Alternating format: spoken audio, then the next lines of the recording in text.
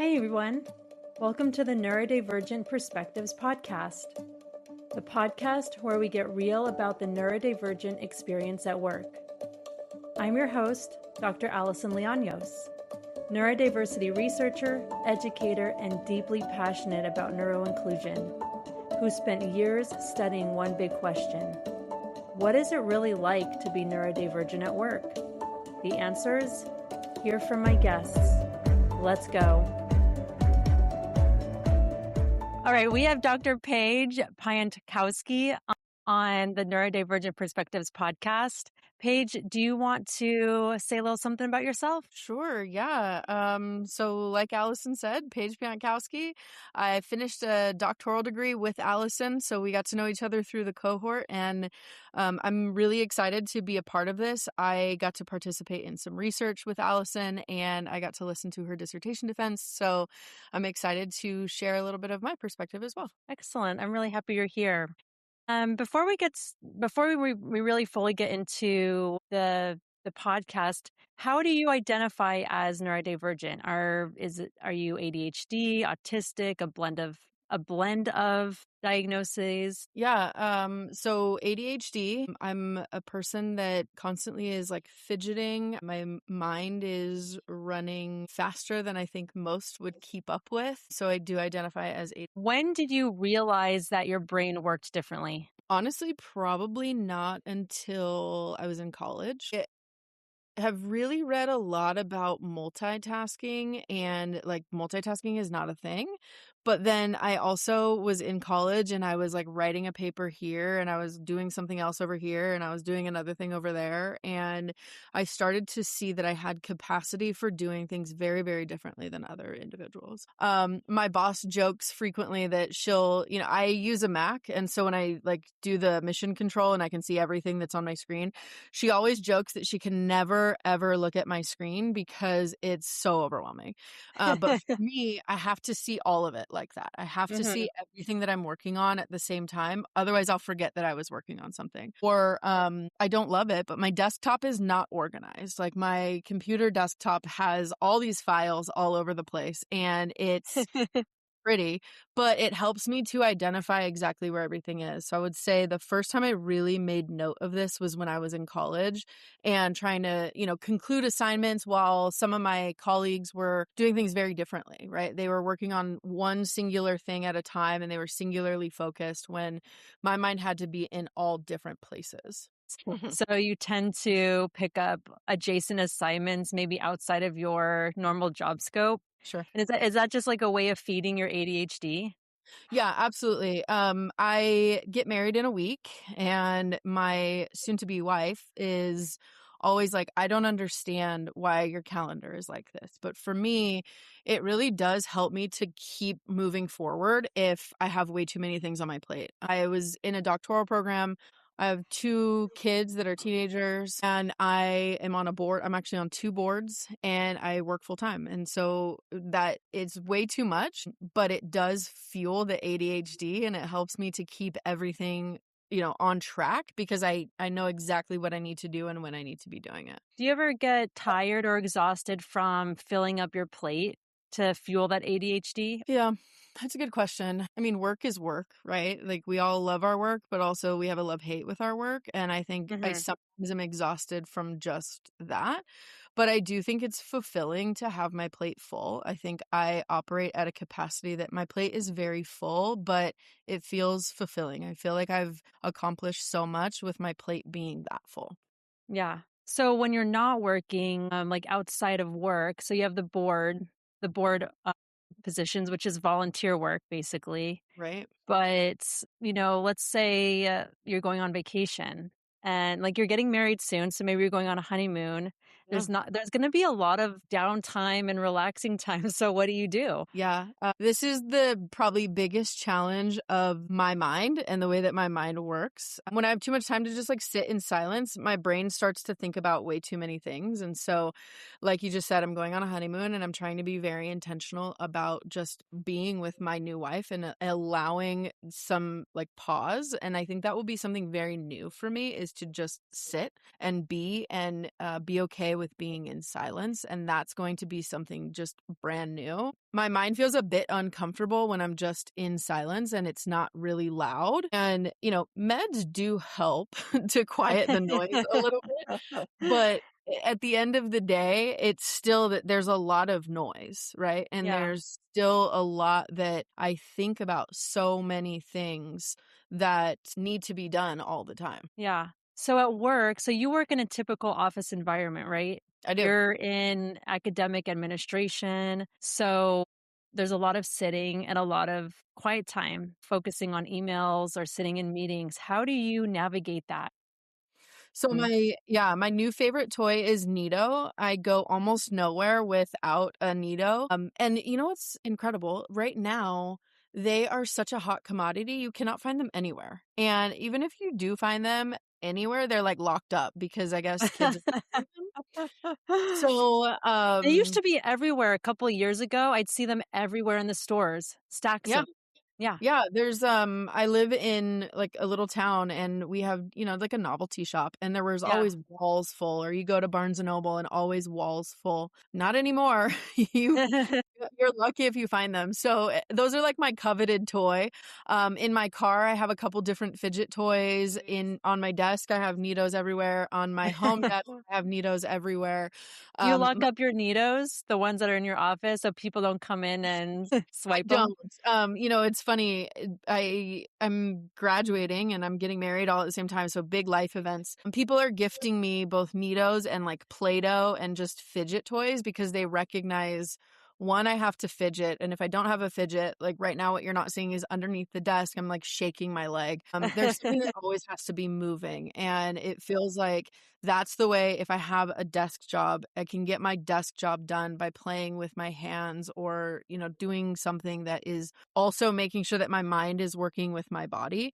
And it feels Mhm. like those things need to happen, that I have to feel my body movement with my mind movement in order to move something forward. Right. I've never heard anyone word it like that, making sure that your mind movement and your body movement are in sync so Right. that you can move forward. I think that's such a great way of describing what's happening cognitively, but also, your nervous system too. Mhm. Your muscular system, your nervous system, and like making sure that they're in sync. I love that's so great. I've never heard it that way. Have you always worked in an office environment? I have. My entire career has been in higher education, nearing, I think, 15 years in the field. Mhm. Now, I don't work a typical office job. Yes, I've gotten to the point that I'm in the office mostly, but Mhm. the job I work in enrollment, which means we get to travel, we get to meet new people. There is Mhm. high pressure all the time. That, for somebody who's neurodivergent, is the perfect office environment because every day is Yes. different. Now there's two, I think, sides of neurodivergence, right? There's the side where you have to know everything that's happening all the time. You have Mhm, to mhm. know exactly what to expect. And then there's the other side where you're okay with a bit of gray and you're okay with things being constantly different and changing. I'm the constantly different and changing is fantastic. Yeah, My son is not that way. My son has to know exactly what's happening down to the minute. yeah, um, yeah. so, it's two sides to this. So for me, yes, it is a typical office job now. As I've grown in my career, I get to sit behind a desk more than anything, and I get to do the travel that I want to do. But for my mind, in the part where I entered this field, I got to travel, once a week or sometimes for months at a time. And that was incredible because I got to have new experiences constantly. And I just talked about my Mhm. body and mind being in sync. And that was just such a great time in my Yeah, career. yeah, So, yes, I'm in an office job and I've kind of worked this like typical office job, but it has been different because it is enrollment and our expectations are always different. yeah. Alright, that's really good to know. So for anyone listening to this episode, if you're really, like, jonesing for an office job, admissions and enrollment is a good option according to Paige, Yeah, and I believe her.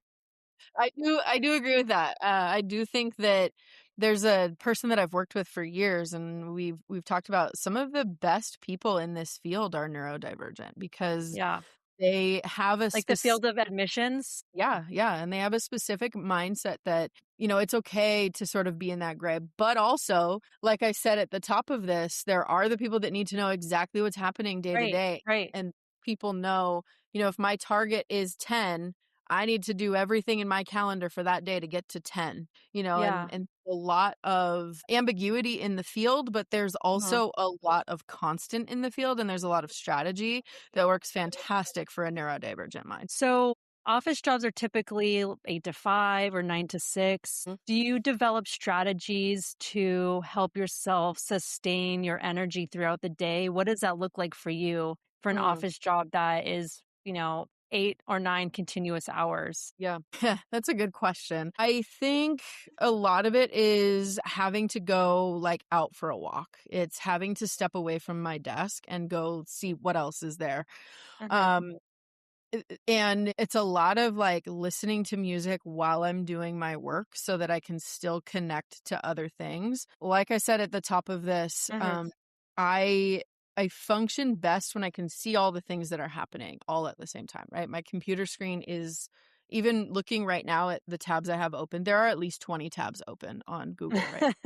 And so, right, like I'm working on each of those things throughout this, but I think the strategy is probably different every day. I do have to put on my calendar like walking time so that I'll step Hmm.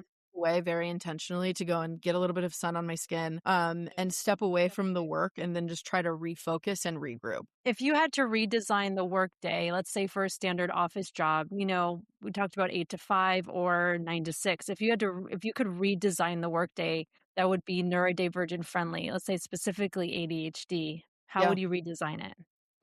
I would say there would have to be flexibility and it would not be 8 to 5, 9 to 6. There would be none Mhm. of that. And it would have to be something that says get to work when you can, because I really do think for neurodivergent people that like very strict 8 to 5, 9 to 6 can be really challenging because your mind is not always in that space. And at 8 Mhm. o'clock, mind is not always ready to be there, but Yeah. maybe by 10 you are. And I would definitely say I do structure this. I'm very fortunate in that I get to lead 30 individuals or so. And I've really made it so neurodivergent friendly because I've seen a lot of my staff are neurodivergent, whether diagnosed or not. But I've really made it like, look, we all have a job to do, but we're Mhm. also all adults. I'm not here to manage somebody's every single hour of their day.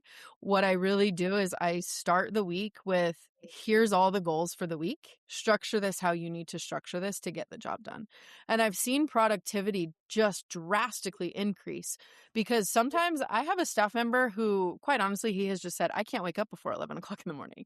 And that may be a piece of neurodivergence that he just can't. His mind is Yeah. not ready to start his day. Yeah. However, he is most productive after 7 p.m. And Yeah. so I've really found that if I structure enough flexibility in the working day, we're more productive than if I were to say you have to clock in at 8 and you have to clock in at or clock out at 5. Mhm. They're not going to be productive because they're just going to sit there and stare at their computer screens. So, if I had the power to change the workday, I think I would just change all of office culture, right? And office culture would really have to shift to, right, there's open hours, and maybe some people are most productive at 8 a.m. while other people are most productive at 8 p.m. But it would be something that I would really like to say there's a lot of flexibility and fluidity to office culture and office work. Right.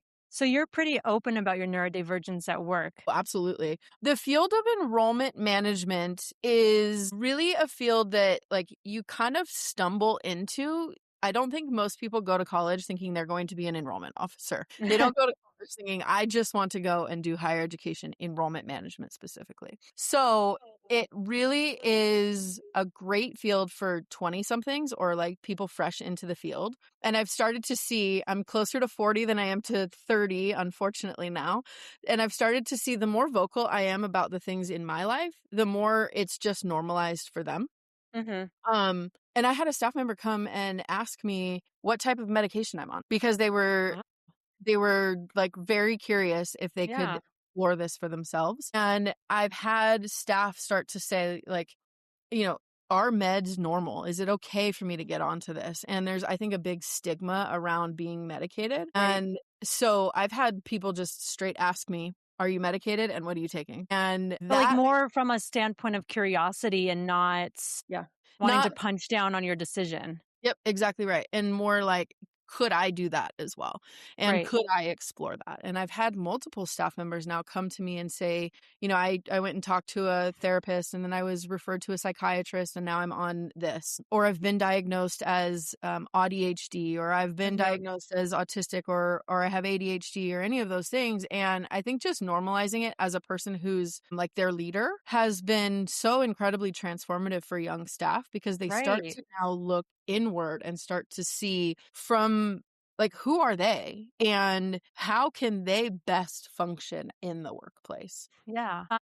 So tapping into your ADHD and also using it to channel your leadership style has been so transformative. But for you as a leader, especially, you're growing as a leader, you're, in your late 30s, there's still a lot more years ahead of you, leadership wise, Hmm. but also transformative for your team members because you're giving them this positive leader follower relationship. Yeah.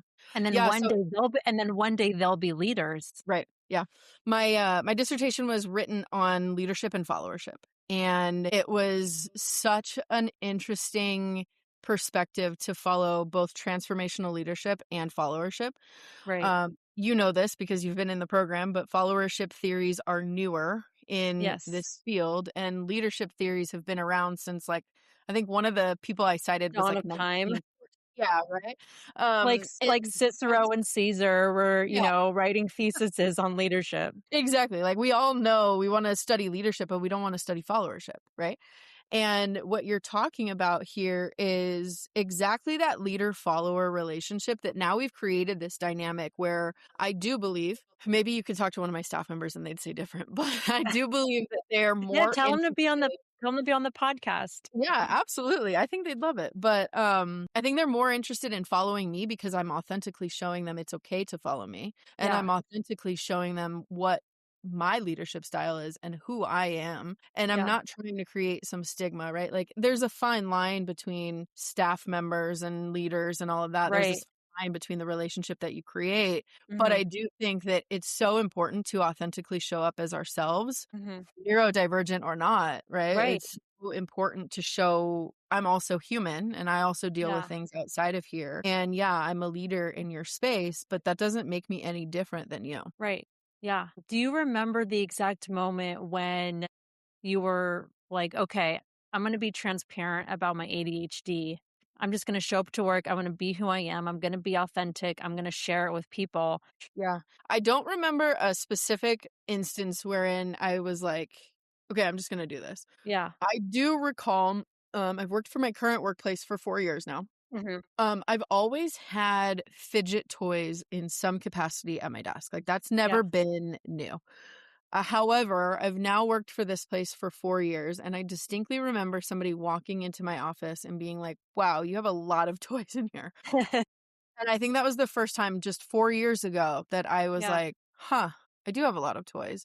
But also, we're going to normalize the fact that I have a lot of toys. So now every, like, large meeting that I host, if it's more than 2 hours, I always bring fidget toys, and my god, that has been transformative for my meetings. And Yeah. people have gotten to the place where they can't wait to see what fidget toys I come up with this time, and they can't wait to see what they get their hands on. And sometimes people will return them back to the box. Other times people will be like, I'm taking this because this has been helpful for this, 3 to 5 Oh, hour you meeting. actually bring a box of toys that other people can play with. Yeah, yeah, and I buy them every Yeah. single time. I buy a brand new box because Yeah. and then there's this other, I'm forgetting what they're called. Oh, calm strips. Have you heard of these? Yeah, yeah. I think, when we were doing like, when we were in person doing our program, Yep. I think I saw a comm strip on your phone. Yeah, so I have one on my phone, on my computer. Of course, I don't have one on my phone this instance, but or in this right now. But I have all over the place. Yeah. And then I found like kind of a knockoff calm strip. Calm strips are fantastic, but they are expensive. I So what found like exactly can you describe a comm strip for anyone sure. listening that may not know what that is? Yeah, so it's probably a 4 to 5 inch strip that's textured, and there's all sorts of textures. The ones that are best for me, they call them like pebble, and they're a little bit Mhm. thicker and they have a lot more texture to them. And then there's one that they call sand, which is a little bit less texture and a little bit less maybe on your fingers. Now, some people have tried the calm strips and they describe it as like static running through their body. They hate it. They feel Mm. like if they put their hands on it, it like static all through their body, and they're just like, I can't touch that ever again. It's like those cleaning towels. Have you touched those, like, those cleaning rags that have, like, Yeah. a weird it's like I don't know how to describe the texture, but when I touch it, my whole body has a reaction. Yeah. Yeah. Like the microfiber. Right, yes. Yeah. So people have described it that way. That is not my reaction. I feel like the calm strips I have, everywhere just so that I can just feel that texture. Texture is a really big thing for me. And so the calm strips have been great. I have in my office, I think 2 actually on my desk. And then I've had one on my phone for quite some time, though I changed my phone case and now I have like a textured phone case. So I need the calm strip. But Were you one of those kids when your parents would take you shopping that you would be touching everything? well, absolutely. To find the softest shirt or whatever. Or you'd just Yeah. be, like, touching everything in the aisle and Oh, yeah. My mom, like, finding the that input for yourself? yeah, my mom has a photo of me with a leash on because she had to, like, keep me really close. Otherwise, I Oh would my want god. everything, so yeah, that was me as a child. That's hilarious. So Yeah, I've seen those. They're really good for kids that tend to wander. oh, yes, that was me. I would wander, and I just wanted to see everything. I wanted to make sure I knew everything that was around and see if, Yeah, yeah. what is the vibe everywhere? What can I get into? How we vibing today? Exactly. When my son was a baby and I would carry him in a baby carrier, he always had to be looking out. Okay. But he was a baby, so I didn't know that he would eventually have ADHD, but now it all makes sense. Sure. Yeah, Perfect sense. trying to, like, check out all the vibes. Yeah. So you talked about the moment. So you had all these fidget toys in your office, and someone came in and recognized and made a comment about your toys, like out of curiosity and just observation. Yeah. So do you think context matters in how you choose to disclose your ADHD? So, for example, where you work now seems to be very open and curious and neuro inclusive. But do you feel like where you work, the culture may kind of impact whether you're as open about it? Yeah, that's a good point. Higher education is such a unique field, and I Mhm. feel like higher education is open to so much because in higher ed, right, like the whole goal of higher education is to transform lives, and the Right. whole goal is to accept people as they are authentically. Mhm. I have a fantastic boss right now who she will always be like, I'll drink a cup of coffee and then I'll feel tired, and she's like, "That's your not drink coffee." I'll kind of feel that 2 p.m. crash, and Right. I'll be like, I need a cup of coffee. And she's like, do not drink coffee because you're going to sleep at this desk. Do something different. Yeah. But I think, minds have shifted around neurodivergence. Yeah. I think so. You are the expert on this one, but I do think minds have shifted on this one. Yeah. And I think people are much more open to neurodivergence and recognizing that more and more individuals are going to be neurodivergent, diagnosed or not. Yeah. Yeah. We have iPad kids, then we have COVID kids, and we have these people that have all of a sudden a computer in their hand 100% of the time. And when we were growing up, we didn't have that. We had to go outside and explore, and we had to go Mhm. and, let all that energy out outside. And now Right. kids have access to more information than ever before, all within their hand. Yeah. And I think that is a breeding ground for neurodivergence because all of a sudden it's this information overload. Mhm. Mhm. And I don't believe that neurodivergence is like simply because it's information overload, but I do think that more and more people are going to have ADHD or really go and seek an ADHD diagnosis because they're going Mhm. to wonder, why does their brain work like this? And why is their brain so loud all of the time? Right. Um, you know, the, I've read a few things that when you read, not everybody has that voice in their head when they read. And I'm like, oh, that's Yeah. interesting. I would have never thought that. Like, then what do Do you you hear? have a voice? Do you have a Oh yeah. voice in your head when you read? Is it Oh, your voice or is it someone else's voice, like a no, it's narrator? a good question. I think it's mine. I would say it's mine. Yeah. Um, but I hear that some people don't have that. Yeah. So Interesting. I never thought about that because I guess I don't have a voice. No? When you read something, you don't, like, hear it? Reading actually makes me sleepy. Okay, yeah. Yeah, like, it make like, I'll be reading I'll when we were doing our program together, the Mhm. readings that we had to do for our program, I turned them into audio so I could listen to it. Smart. Because reading puts me into a coma. Yeah, smart. Kinda like how coffee puts you into a coma, Yeah. reading puts me into a coma. Yeah, what's funny, I love coffee so much, and I just can't wait to drink my coffee in the morning, and, like, Right. I guess morning coffee and afternoon coffee hit me a little bit differently, but, oh Yeah. god, I love coffee, but that caffeine really does a number to somebody who has ADHD. We talk about this internal voice that you hear when you're reading. When you're navigating your workday, do you have like an internal process that's going on and an external process? Like for example, do you have a voice in your head that's helping you make sure that your external processes are like lined up? Oh, yeah, Like my little manager in my brain is telling me, like, my checklist all the time. I try so hard to have a physical checklist and, like, write down all the things mhm, that need to happen, and I've really started this in the last probably maybe a month, 2 months, 6 weeks maybe. The checklist doesn't work. It's like, I kind of know what I need to get into. My calendar is my biggest tool, and right. knowing what's on my calendar, and Mhm. if it's not calendared, it won't happen. But I've really tried to keep a checklist, write everything down, and, everything that I need to do. I don't actually get anything done off of that checklist because I never go back to it. And it's kind of like Yeah. talking about all the things on my screen. All the tabs are open, so I know to go back to those tabs. And when I finish the task is when I close it out. But I have a really hard time creating the checklist. But there's like this little voice in my head that's like, you forgot to write that email back to that dean, or you forgot to call that student that called you 3 days ago. There's like that little Right. voice that's Yeah. kind of managing my workday. Yeah. Um, for some reason, everything gets done. I do hope my boss will listen to this podcast because I want everybody to listen to your podcast. But I Thank do you. think sometimes she's like, girl, how are you doing all this without writing anything down? So I don't know.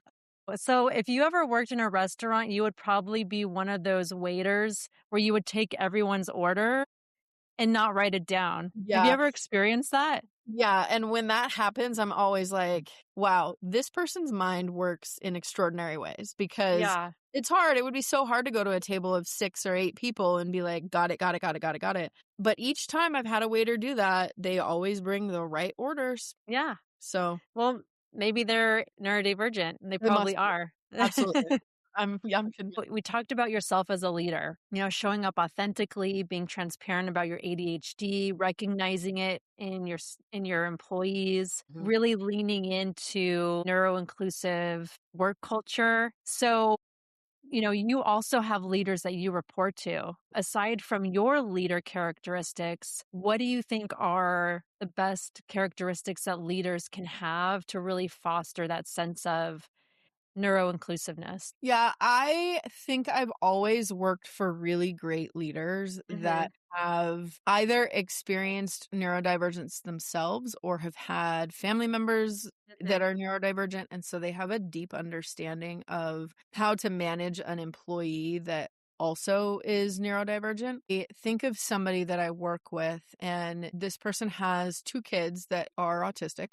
Mhm. And I think the way that that leader shows up for the people that work for them is incredible. And Right.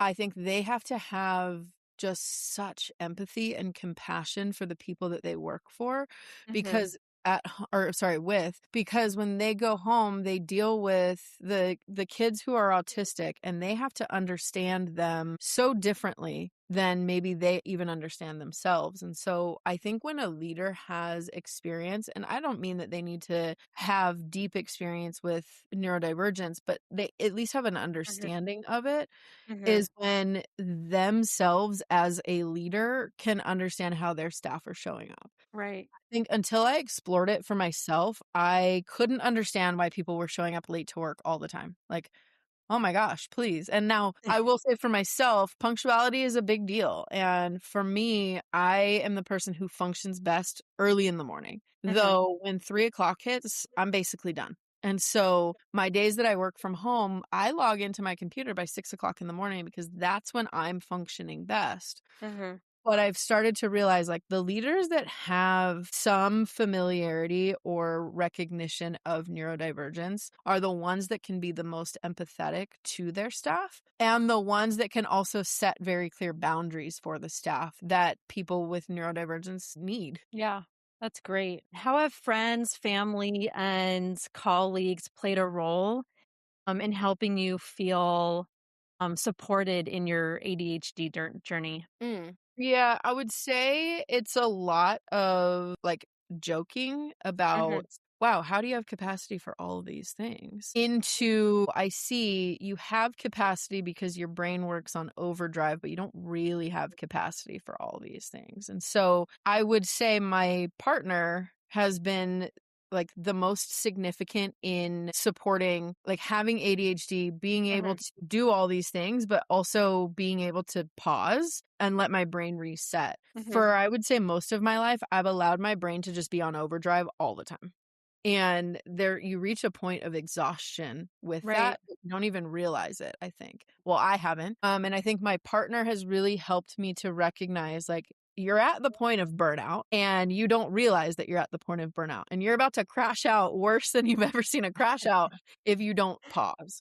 Yeah. So my partner So has you don't always recognize when you're about to boil over, like no, with and my your body does it for me and I get incredibly sick. And wow. Okay. yeah, so I get really, really sick, and I'm like, if I don't pause, Yeah. I'm sick probably 8 times a year, and I'm down for, like, a week at a time. And Wow. so my partner has really helped to say, like, "This is too much, and we need to step all the way back." And so, Right.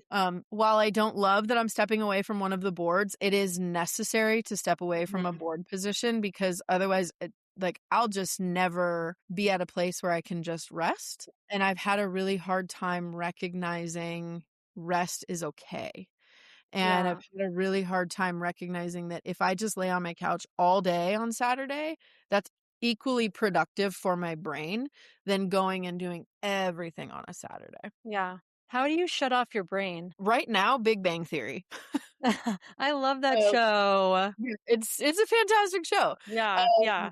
when we brought my dog home, I had just started Big Bang Theory. So, of course, over the years, I've watched an episode here or there, but I've never Right. watched it start to finish. And when we first got the dog, we watched it. So it turned sort of into his comfort show. But now I've realized, like, that allows me to just shut down. And then Yeah. there's a game on my phone called Block Blast. It's like Tetris. I've seen it. Yeah. Yeah, that helps me so much, and it's just like, okay, it allows me to just shut everything out. I even go on do not disturb on my phone so I can play Block Blast and watch Big Bang Theory. But those are the things that really help me to shut down and shut off. Yeah. Like I mentioned, I'm getting married pretty soon, and my partner has said the phones are going to be put in a whole different room, and we're not Yeah. gonna get on the phone, we're not gonna work, we're not gonna do the things that I normally do to fill my time. We're going to Hmm. rest and we're going to just, bask in this fact that we're starting a new life together, but also take time to just rest and just be. Yeah. Are you gonna put a little fidget toy in your pocket for your wedding? Good question. I should. I have one that it just spins, but it's Yeah. textured. Yeah.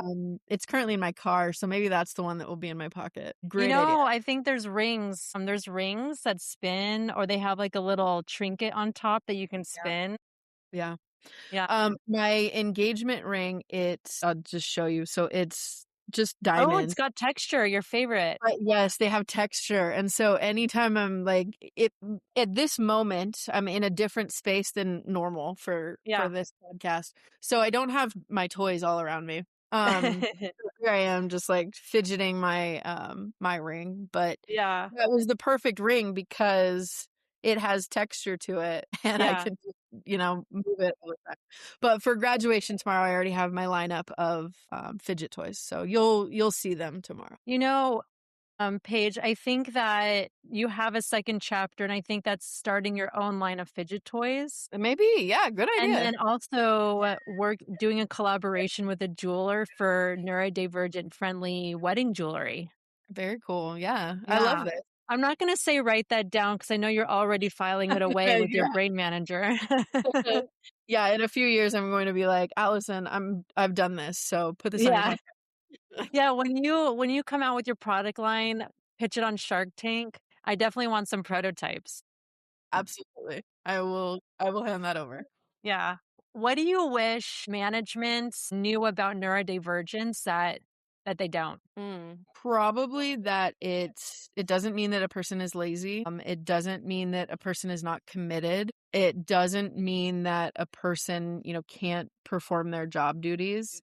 But, like I mentioned a little bit ago, it just means that we need to put structures in place in the typical workspace Mhm. that provide opportunities for neurodivergent people to get their work done, but outside of typical hours. And Right. I wish that managers really knew, showing up at 10 doesn't mean that the person is not committed. It doesn't mean that the person doesn't want to be here. It just means their brain's not ready. Yeah. If you could redesign the physical workplace, what would be the first thing that you would change? Desks would not have a chair and, regular desk size. It would be all like flexible seating. I love that flexible seating is a huge part of K-12 education now.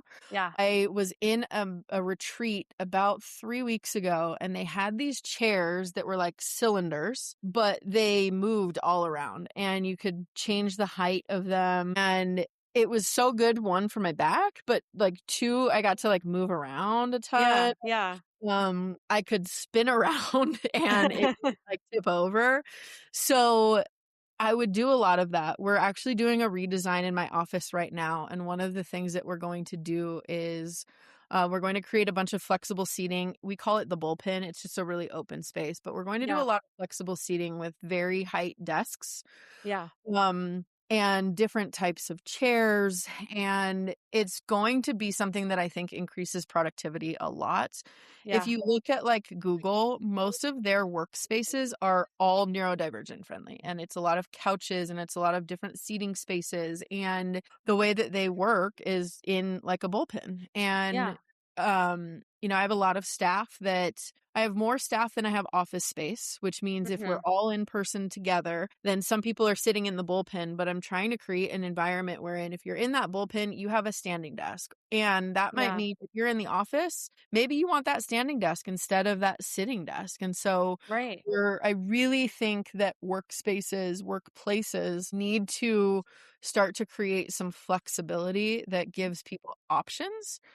And it Yeah. says, sure, this is my office. And a lot of people are really like territorial about an office, and they're really excited to Right. have an office. But I think that there should be options for closed door space versus open space, and provides people some flexible options for what they're doing to accomplish their tasks for the day. Yeah. I love that. It's such a good idea. Those cylinder chairs, have you ever been to the collaborative at the University of Laverne? Yeah, that's exactly where I was. So Oh. where my meeting was, and I was over there, and there wasn't an extra chair for that time, and so Yeah. the person who runs the space was like, "Here, just sit on this," and I'm like, "What is this thing?" Thinking, Yeah. "What am I going to sit on?" And I fell in love with it. I looked it up. It's steel something. I forget what it's called exactly, but I'll figure it out and send it over to you. But I looked them up, and they're like $300 chairs. So I was like, "That's Yeah. outside of my budget." But Yeah. I was like, somebody on Facebook Marketplace at some point is going to be selling one of these, so I'll Yeah. keep looking that up. Yeah, just to offer up Facebook Marketplace, Yeah, Craigslist maybe. yeah. Yeah. Dr. Michael Vallejo runs the collaborative. He was actually the chair of my dissertation. Awesome. Yeah, he's great.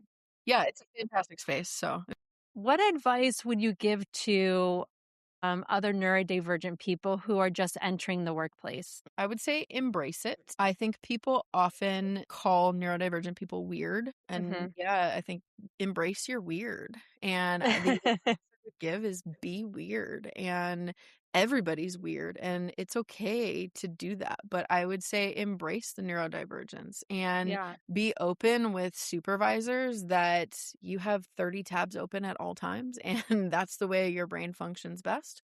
Yeah. Um, I think the more that somebody entering the workforce embraces that part of themselves, the more that they're going to increase their productivity, the Yeah. more that they are going to really show up in the workspace differently than they Right. would if they were really trying to suppress that piece of them. Yeah. With neurodivergent people, specifically ADHD, and I'm not autistic, but I would bet this is the same. There's a lot of masking that happens, and Right. you really feel like you have to put on this mask and you have to be somebody so different. And I would Mhm. imagine most people in the workplace are masking in the workplace. They're not Right. their authentic selves, if you would. But neurodivergent people have to mask so frequently. And Mhm. I think it's so freeing to take off that mask. Yeah. And I think it's so freeing to allow people to see really, truly are weird. Yeah, yeah. You're like, "Hey, I'm stimming. This is just who I am." Yeah, right? And it's okay. And Yeah. I think the second that it's okay for one, it starts to be okay for more. Yeah. And I don't know, I think be weird. Being weird is so cool. Yeah. One of the other people I interviewed for this podcast, who also has ADHD, she's featured in episode 2, but Okay. she refers to it she says that she gets the zoomies, and it made me think, like, when animals get, like, really excited and they get the zoomies, and she's like, "Yeah, I have ADHD, I just get the zoomies sometimes, don't mind me." Like, yeah, Yeah. she just lean into your zoomies and your Yeah, weirdness. my son gets the zoomies, and we see it happening as he's Yeah. about to get the zoomies. We're like, "Oh dear, okay." Saving grace, because then the dog does it, and now the house is chaos. Yeah, yeah. But yeah, that's a great way. I'm gonna have to go listen to episode 2 now because that's a great way to describe this. Yeah, I love that she referred to it that way. So, is there anything else that you've never been asked about neurodivergence that you wish people would ask? Think so. I think the thing that was really powerful for me this year was that staff members decided to start asking questions. Mhm. Um, and I think the advice I would give is if there's somebody that you really do look up to and feel like you want to ask the question, ask the question. And I think Yeah, for me, that was really powerful that staff felt comfortable enough to say, I think I want to explore this and I don't know where to start. yeah, So I don't think I've ever been asked anything specifically, but I think that the fact that people started to ask the questions about how do I go down this path and how do I potentially get medicated if they want to and how do I go and do these things, I think that was a really powerful thing. And I would just yeah, give the advice for people to ask questions. yeah. Wow. Well, thank you, Paige, for being on this episode, sharing your journey and all the great things that you're doing as a leader and for your staff and your creative ideas. And I really appreciate you being a guest. Yeah, absolutely. I'm so excited that you've launched this podcast and I can't wait to listen. I'm going to go back and listen to episode 2 now.